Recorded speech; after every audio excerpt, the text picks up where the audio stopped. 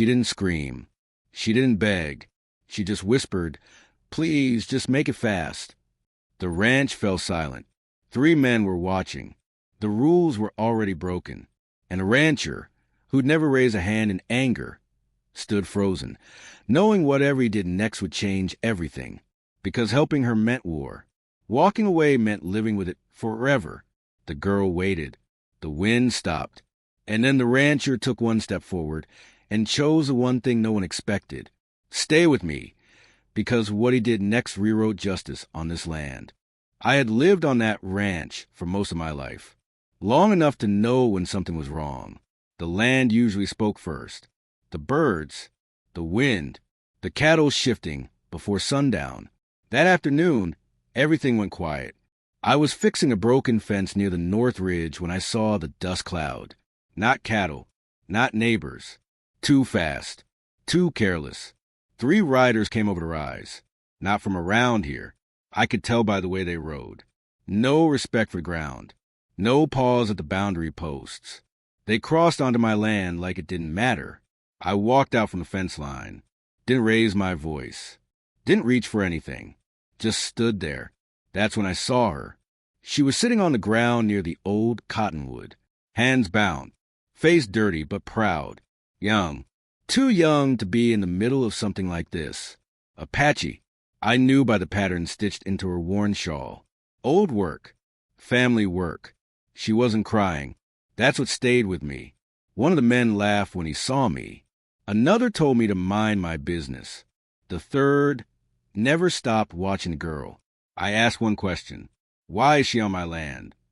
No answer. Just smiles. The kind that tells you they think they already won. The girl finally looked up at me. Her voice was steady. Too steady for someone her age. She said, "Please, just make it fast." That was the moment everything changed. People think ranchers are quiet because we're slow. That's not true. We're quiet because we're always counting consequences. Out here, rules matter. Not written ones. Older ones. You don't cross land without asking. You don't bring trouble onto another man's ground. And you never involve someone who can't defend themselves. Those men had broken all 3. I asked again, calmly, "Untie her. Leave." One of them spat in the dirt. Said she ran from somewhere she didn't belong. Said no one would miss her. I looked at the girl again. She didn't look afraid anymore. She looked tired. I remembered my father's voice. He used to say land remembers what happens on it, and it makes you pay later. I didn't have a gun in my hand. That surprised them. They thought that meant I was weak. But I had something else. Time, witnesses, and knowledge of every inch of that ground. I told them the sheriff would be here by sundown. I told them the tribal liaison would come too. I told them this land had cameras now.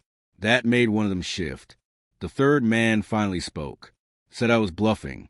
Said no one cared about a missing Apache girl. That's when I stepped forward. Not toward them. Toward her. I knelt down. Cut the rope with my pocket knife. Slow. Careful. The men started shouting. Threats. Anger. But they didn't move, because they knew something then. Whatever happened next wasn't going to stay hidden. The girl stood up slowly. Her hands were shaking now, not from fear, from holding it in too long. I told her to walk behind me, to the truck, to safety. She hesitated, looked at the men, then back at me. She whispered, "They'll follow." I nodded. I know. That was the unthinkable part. I didn't chase them off. I didn't threaten violence. I didn't play hero.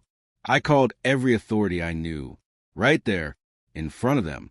Sheriff, tribal council contact, state land office. I named names, described faces, spoke clearly. The men realized too late that silence would have protected them, not noise. They rode off fast, too fast. The girl climbed into my truck, sat in silence the whole drive. When we reached the house, she finally spoke, said her name, said where she was from, said she didn't think anyone would stop. I made her tea, called her family, waited. That night, the land wasn't quiet anymore. It felt heavy, like it was watching. The next weeks were slow. That's how justice moves out here. The sheriff came. Asked questions. Checked cameras. The tribal council got involved. Quiet. Serious. The men were identified. Histories came up. Other stories surfaced. Turns out, this wasn't the first time. The girl came back once. With her aunt. With a small gift. She thanked me, not with big words. Just a look. That mattered more. People asked why I did it. Why I didn't just scare them off and move on. I told them the truth. Because if I hadn't acted, the land would have remembered. And so would I. I still walk past that cottonwood. Still feel the pause in the air. The girl went home. The men faced consequences. Not fast ones, but real ones. No headlines. No glory. Just balance restored. Sometimes justice isn't loud. Sometimes it's a man standing still, choosing not to look away. And sometimes that's enough to change everything.